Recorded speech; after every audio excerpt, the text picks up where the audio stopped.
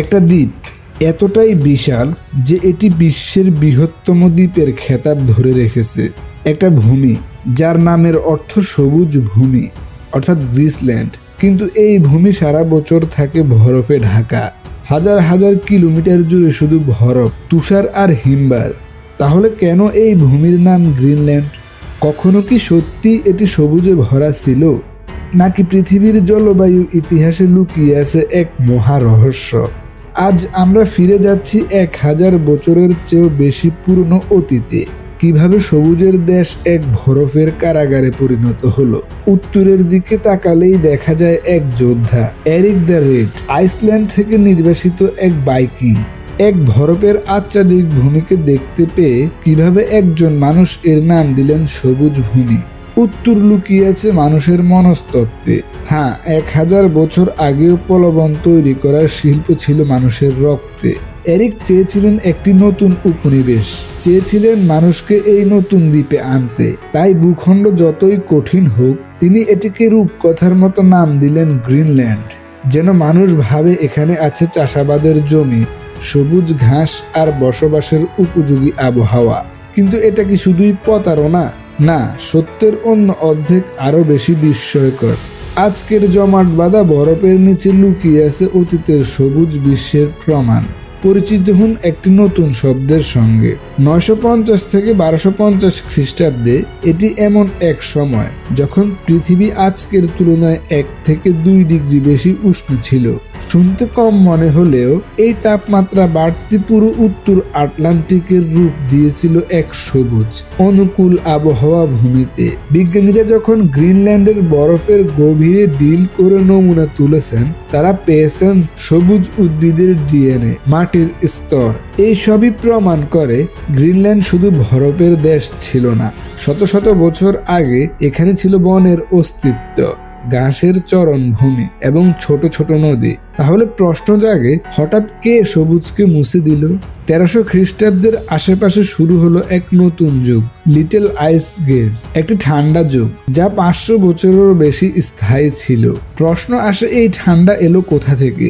বিজ্ঞানীরা 3 প্রকার কারণ উল্লেখ করেছেন: সূর্যচক্রের পরিবর্তন, আগ্নেয়গিরির ধারাবাহিক অগ্নুপাত, সমুদ্র স্রোতের অবস্থান পরিবর্তন। উত্তর আটলান্টিকের উষ্ণ স্রোত সরে যাওয়ায় গ্রিনল্যান্ডের তাপমাত্রা হঠাৎই কমে যায়। ফলে বরফ নেমে আসে উত্তর থেকে দক্ষিণে, ঢেকে ফেললো পাহাড়, নদী, উপত্যকা।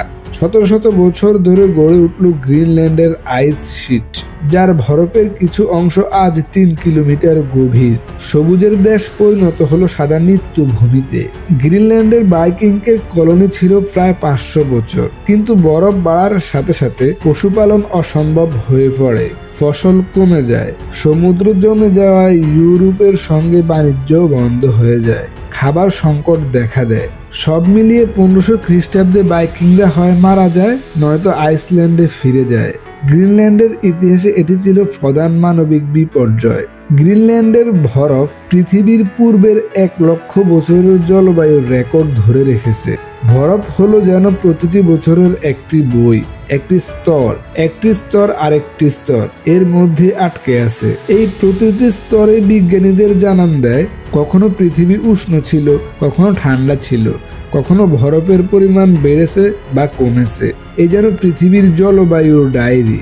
এবং এই ডায়েরির প্রতিটি পৃষ্ঠাই বলে গ্রিনল্যান্ড একসময় সত্যিই সবুজ ছিল। এখনকার গ্রিনল্যান্ড আর 1000 বছর আগের মতো নেই।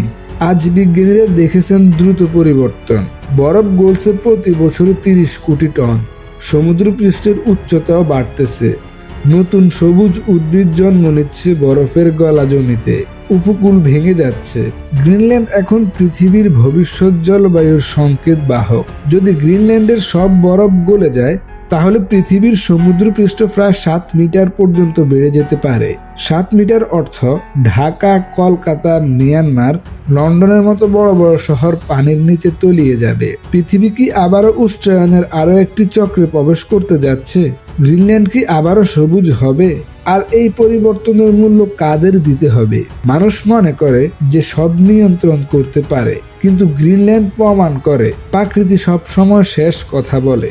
যে ভূমি এক সময় সবুজে ভরা ছিল, আজ তা বরফে ঢাকা। আবার ভবিষ্যতে কি সবুজ হবে, নাকি পুরো পৃথিবীকেই নিয়ে যাবে পানির নিচে? প্রশ্নের উত্তর খুঁজতে গেলে বিজ্ঞানীরা বারবার ফিরে যায় গ্রিনল্যান্ডে, কারণ পৃথিবীর ভবিষ্যৎ সেখানেই লেখা আছে। একটি নাম, একটি দ্বীপ, একটি রহস্য। গ্রিনল্যান্ড আমাদের শেখায় পৃথিবী কখনো স্থির নয়। এক সময় সে সবুজ ছিল, পরে বরফে ডেকে গেল, আবার গলতেও শুরু করেছে। আমরা কি প্রস্তুত সেই পরিবর্তনের জন্য? মানব সভ্যতা কি পারবে প্রকৃতির এই মহাশক্তির সামনে টিকে থাকতে? শুধু সময়ই জানে। আর সেই সময় টিক টিক করে জমেছে গ্রিনল্যান্ডের বরফের বুকে।